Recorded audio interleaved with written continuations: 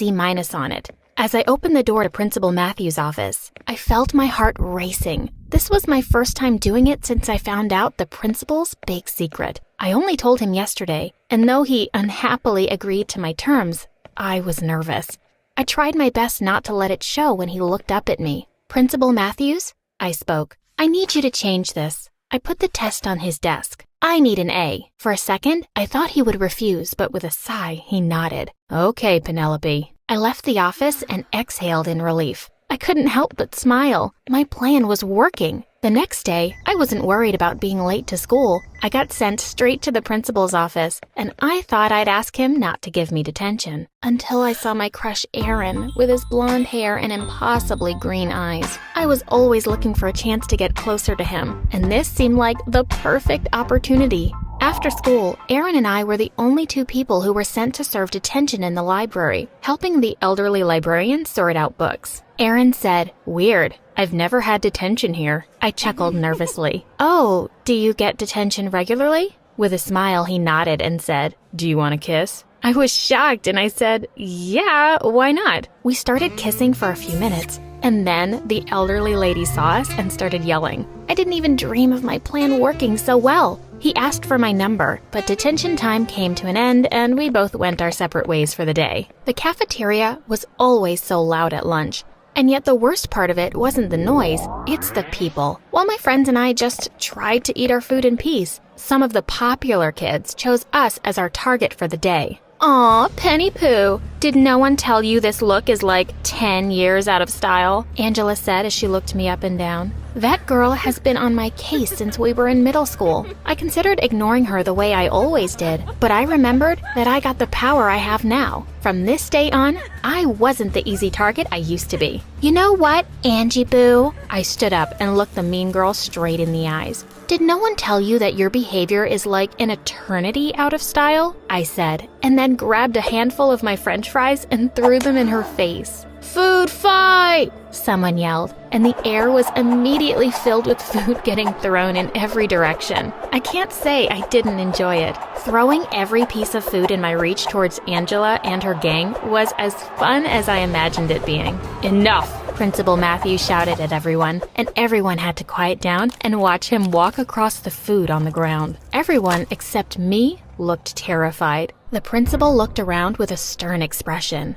His only question was, "Who started this?" Angela said, "It was but I interrupted her. "Angela, Principal Matthews, sir. She was the one who started it." The principal looked at me and then turned to Angela and said to her, "Detention until the end of the school year, and I want to see your parents tomorrow." He turned around and walked away without listening to her protests. I bit my lip to hide a smile and just shrugged when Angela gave me an angry look. Math class was always a living hell for everyone who had Mr. Charleston as their teacher. That day he was mumbling his explanation of the new theme, and since he was doing a horrible job, everyone had trouble concentrating. "Am I boring you?" he yelled suddenly, addressing everyone in the room but looking straight at my best friend Gia. "No, sir," she said quietly. But he kept on yelling, displeased with our lack of attention. "Can we get back to the lesson?" someone asked, tired of the teacher's irrelevant lectures. But that just made the teacher angrier. He was always like this, Mr. Buttface, with his bad explanations and even worse temper. I could see that Gia was almost crying. I knew I had to do something about it. When the girls went the other way to history class, I turned to the principal's office instead. Once I was there, I asked him to give us another math teacher. I could see that he wasn't too happy about being a 17-year-old puppet, but it's not like he had a choice considering what I knew. While going to class, I noticed a weird situation in the parking lot. Two seniors picking on a small freshman. The girl was distressed while the jerks were laughing at her. Usually, no one would try to mess with seniors. They were invincible to every grade below. But now that I felt more powerful, I had the bravery to stand up to them. "Let her go!" I yelled, and while the guys were distracted with surprise, the girl had the chance to run. They were mad at me for ending their fun. But unlike that young girl, I knew these guys, and I wrote down their names. Going straight to the principal's office was the first thing I did the next day. At this point, I knew that I could use my power for good. I could make the school a better, safer place. And that required jerks like them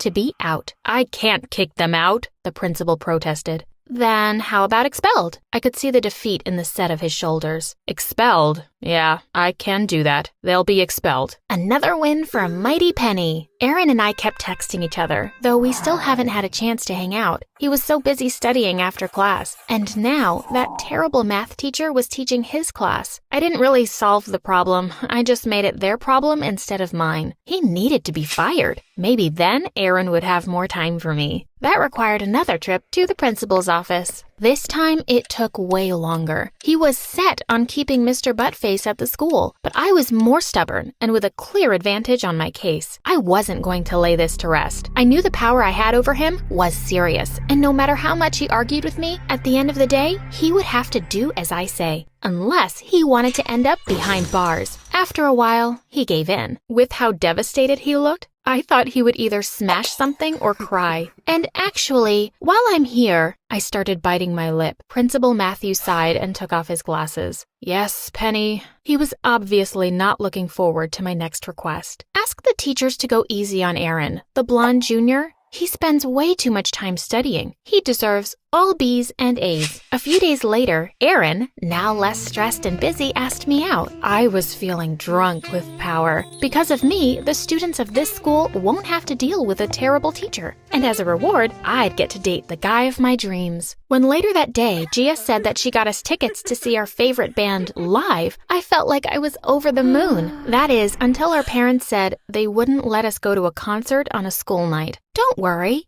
I quickly said, looking at the three moms with the most innocent eyes. There are no classes the next day. I'll get Principal Matthews to call you and confirm, I said with a charming smile. Penny, what are you doing? Callie whisper screamed once we were in her room. Don't worry, Cal, I've got this covered. And I, or rather Principal Matthews, didn't disappoint. We got to go to the concert and have a day off in the middle of the school week. With everything going so well, I didn't have time to feel bad for what I was doing. The next day back, we had a prom planning meeting. Everyone wanted a big, glorious prom, which wasn't possible with our budget. This was another opportunity for Mighty Me to do some good. We all deserved a perfect night of fun at the end of the school year. After saying I was going to the bathroom, I went to find the principal. As I approached him with a vicious smile, I could see that he knew that I was about to ask for something. We're having a prom budgeting meeting, Principal, and you need more money. See, I knew you would understand. 5 minutes after I returned, Principal Matthews walked in and announced the new budget. Now we had the money for the prom we wanted. I would get my perfect romantic fairy tale night. Too bad I can't go, Aaron said with a smile after I told him all about the next day. What? Big football game the next day. The coach is making us miss prom. I didn't plan for that. Still, I managed to solve the issue by convincing the principal to reschedule the match for a week later. Now, all the football players could attend prom. In the next couple of weeks, I tried to use my powers in a wise, just way. Every bad teacher got fired. My friends had better grades. The mean girls and guys got bad grades and detention. I slowly made the school a better place. A fair place. The second librarian, who was always mean to the students and wouldn't let us talk in the library, got replaced with a new, nicer librarian. The guy who played all lead roles in the school plays and was always mean to everyone, not in the drama class, started getting bad grades and had to leave the drama club himself. With only a month left until prom, that perfect paradise cracked. I stared at the anonymous message on my screen. I know about the principal's secret too. I'm in and I plan to play big, it read. Going to school the next day, I was extremely nervous. The principal seemed mad over having to deal with me. Now that there's a second blackmailer, things could go south fast. I decided to try to keep my requests to a minimum for the time being until I understood what the other blackmailer has planned. My plan failed after 2 periods when I saw the principal's secretary yelling at some poor guy. That woman was way out of line. The school would be a much better place without her. The principal, however, didn't seem to think so when I came to him asking to fire her. "How dare you?" he yelled. "Dora has been working for me for years. I won't fire her." I snapped. "Don't fire her. Wait until your secret gets out and then she'll get fired anyway when you will go to jail. Is that what you want, Principal Matthews? Is it?" He cleared his throat and looked down.